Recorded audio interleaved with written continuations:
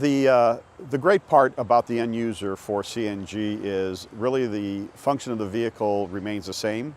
They have depending on the vendor, could either just flip a switch as on the fly, they can switch from compressed natural gas or gasoline or vice versa, or they could have a dedicated system. And the best part of it is you fill the CNG up much same way as you do a vehicle if you're filling up at a local gas station. So the ease of operations there, the miles per gallon and horsepower and fuel efficiency remains the same.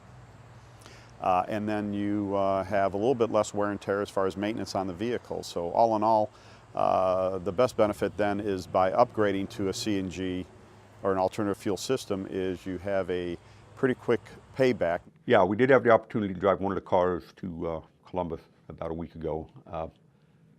It's an interesting setup. There's about an 8.5 gallon tank in the trunk. It takes up about half the trunk space. There's a separate fuel gauge that's mounted on the dashboard. And then there's a little switch down by the console that allows you to switch between alternative fuel and gasoline. So that's the way it's set up.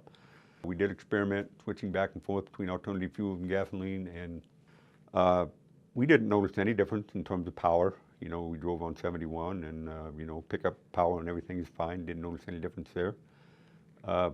It took us about, say, 8 gallons out of the 8.5 gallons for the trip from Columbus and back. It's about 189 miles. So we're figuring you may be looking at maybe about a 200-mile range with the cars to do that.